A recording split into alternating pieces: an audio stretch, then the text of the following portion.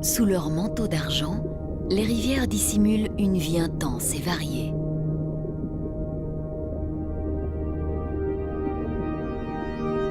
Dans des paysages subaquatiques empreints de mystère et d'inconnu, vivent des créatures parfois étranges, surprenantes, toujours silencieuses. Des animaux et des végétaux admirablement adaptés à cet univers des eaux courantes.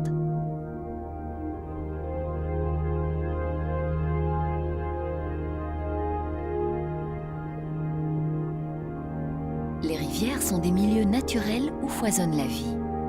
Elles sont fragiles et dépendent d'équilibres à la fois complexes et subtils, souvent malmenés par certaines activités humaines.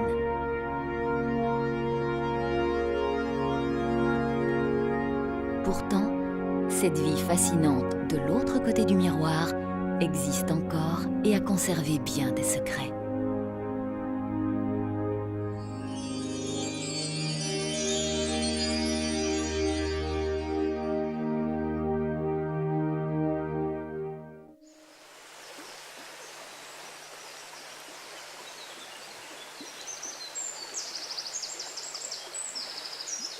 Les rivières en bonne santé sont des écosystèmes hautement diversifiés. De multiples éléments y génèrent une foule d'habitats qui permet le développement équilibré d'une faune et d'une flore très riches.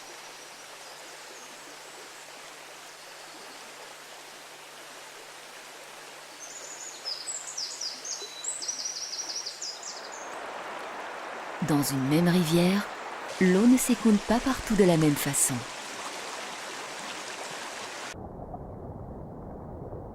Des zones de rapides, souvent de faible profondeur, alternent avec des tronçons d'eau plus calmes et plus profonds.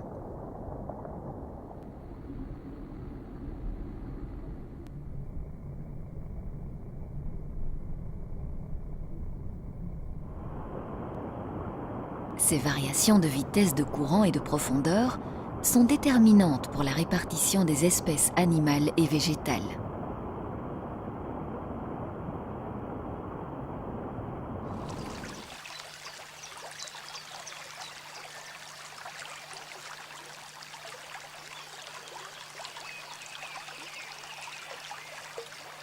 Le lit naturel des rivières est composé, dans des proportions variables, de sable fin, de gravier, de galets et de blocs rocheux.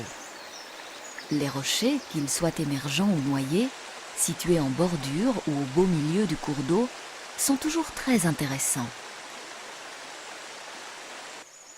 Ils diversifient l'écoulement de l'eau en créant des courants oxygénateurs, des seuils, des contre-courants et des zones de dépôt riches en débris organiques.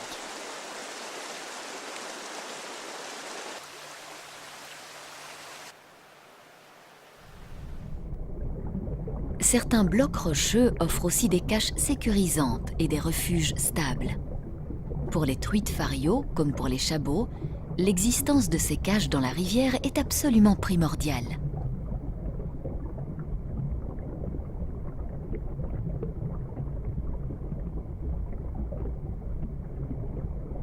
Il existe un autre type de refuge, très apprécié des truites et de bien d'autres espèces de poissons et d'insectes. Ces enchevêtrements de branches et de bois morts, ou embâcles, se forment lors des crues.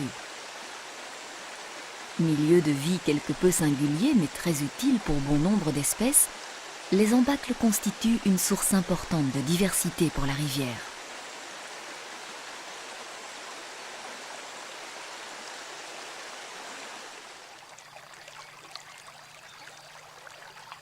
Les berges ainsi que la ripisylve, cette bande de végétation qui longe naturellement les cours d'eau, ont un rôle capital.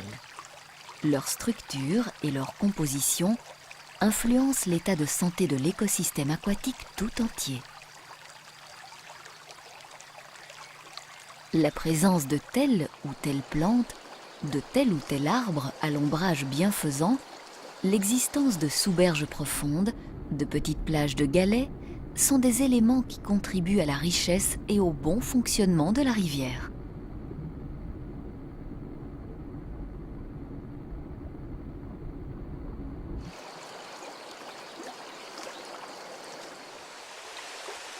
L'exemple des saules, des frênes et des aulnes, arbres typiques du bord de l'eau, est remarquable. Les développements tentaculaires de leurs racines constituent de véritables remparts naturels contre l'érosion des berges et offrent par la même occasion 1001 cachettes au peuple de rivière.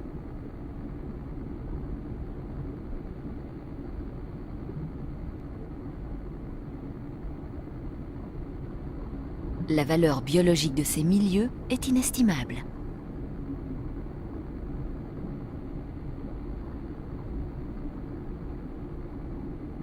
Les rivières abritent de nombreux végétaux aquatiques que l'on peut classer en 3 grandes catégories: les mousses, les plantes et les algues.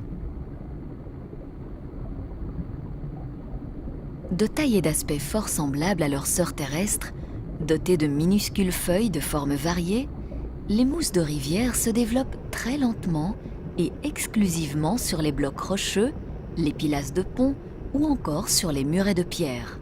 Bref, sur des surfaces stables qui ne risquent pas d'être déplacées lors des crues. Leur présence est de bon augure pour le cours d'eau. Ces végétaux accueillent en effet de grandes quantités d'invertébrés et constituent de véritables garde-manger pour les poissons.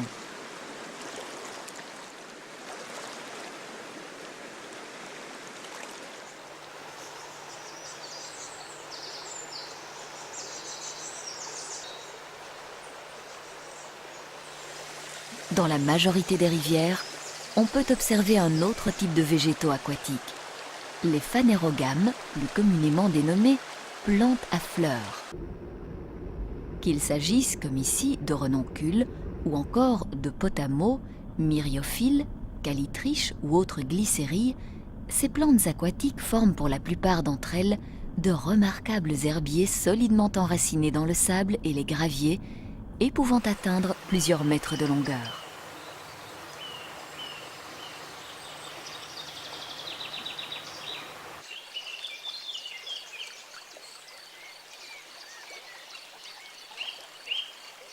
Les herbiers sont à la fois des zones de refuge efficaces et des sources de nourriture appréciables. Ils sont également utilisés comme support de ponte par plusieurs espèces de poissons et d'invertébrés.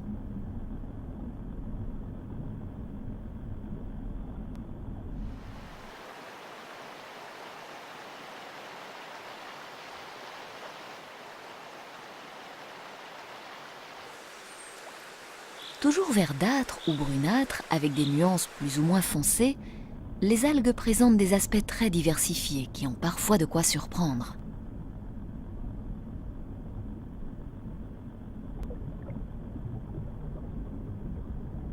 Masse gélatineuse, coussinets en forme de croûte ou de plaque, filaments semblables à des cheveux, dépôts gluants et visqueux, il y en a vraiment pour tous les goûts. Ce qui permet de distinguer les algues des autres végétaux aquatiques est leur structure simple. Aucune feuille, pas de tige ni de racines à proprement parler. Certaines espèces d'algues filamenteuses peuvent proliférer et recouvrir rapidement la quasi-totalité du lit d'un cours d'eau. Cet envahissement très néfaste pour la rivière et ses habitants est en réalité la conséquence d'une forme de pollution des eaux appelée eutrophisation et qui s'est malheureusement généralisée depuis une vingtaine d'années. Un assainissement efficace des eaux usées, une modification de certaines pratiques agricoles et un changement de comportement vis-à-vis de l'eau dans nos gestes quotidiens permettront sans doute aux rivières de retrouver un équilibre bénéfique pour tous.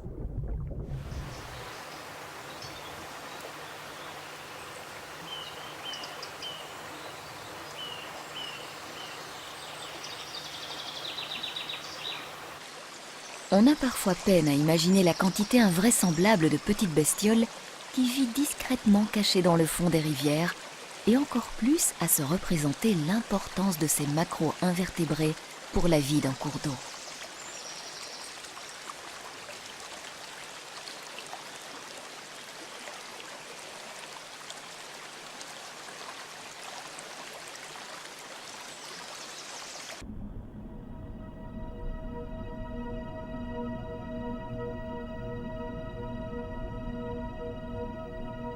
Voici par exemple des colonies de simulies, sorte de petites mouchettes qui vivent dans l'eau à l'état larvaire.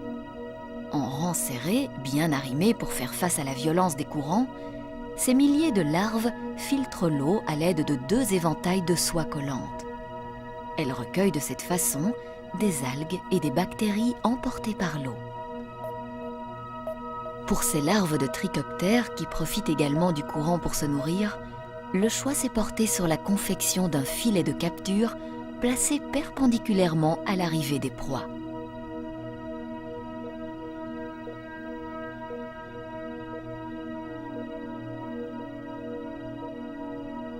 On trouve dans les zones de dépôt bien d'autres espèces de macro-invertébrés, comme cette larve de frigane et son fourreau protecteur, ou encore ces gamarres, petits crustacés d'eau douce aux allures de crevettes. Très friands consommateurs de matières organiques en décomposition, ces animaux sont de véritables spécialistes du recyclage.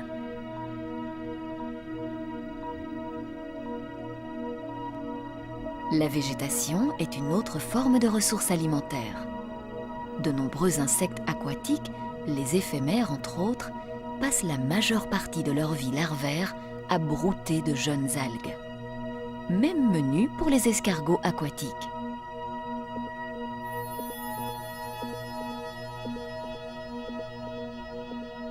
Celui-ci possède une coquille hydrodynamique qui lui permet de vivre et de s'alimenter sur les galets les plus exposés au courant.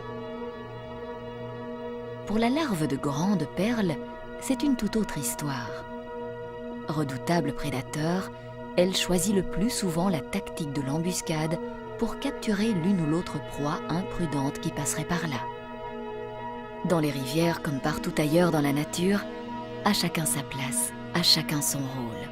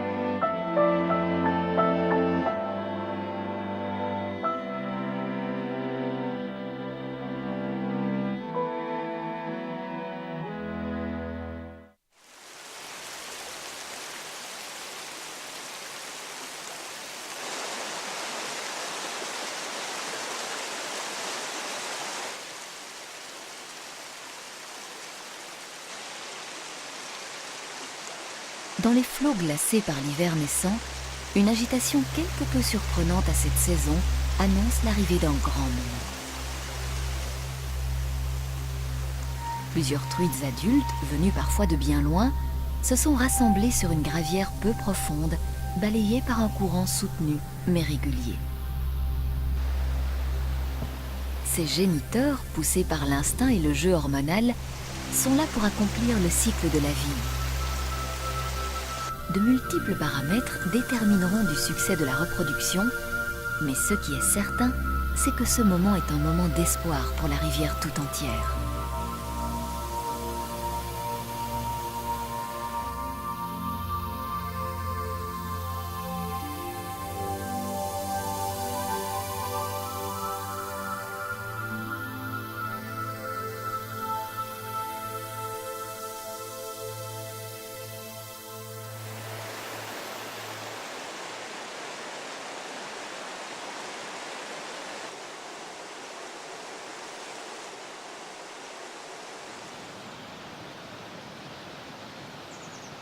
Trois mois se sont écoulés. Pour les jeunes truites qui mesurent alors environ 2 à 3 cm, pas de temps à perdre. Chacune d'elles doit trouver sa petite zone de courant qui lui permettra de dépenser un minimum pour manger un maximum.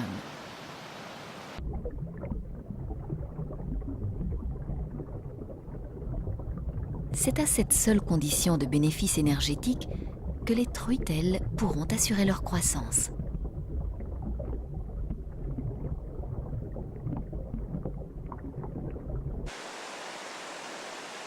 En cette période printanière, la rivière et ses abords se métamorphosent, se transforment peu à peu, comme pour être à la hauteur des spectacles qui vont s'y dérouler une nouvelle fois encore.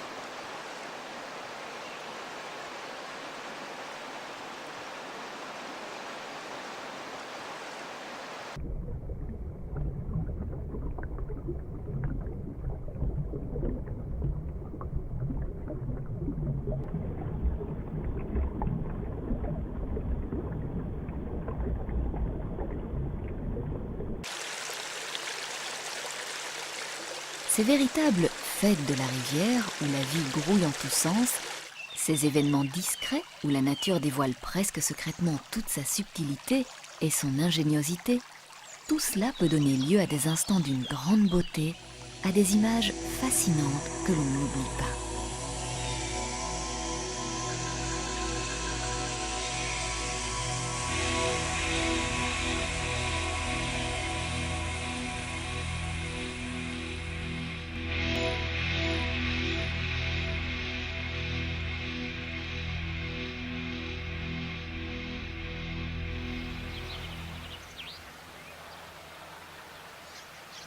C'est peut-être aussi à l'occasion de ces moments privilégiés que l'on mesure mieux à quel point les cours d'eau sont vivants, à quel point ils sont fragiles et à quel point leur sauvegarde, avec tout ce que cela implique, sera utile pour les générations futures. Et c'est peut-être là le plus grand secret des rivières.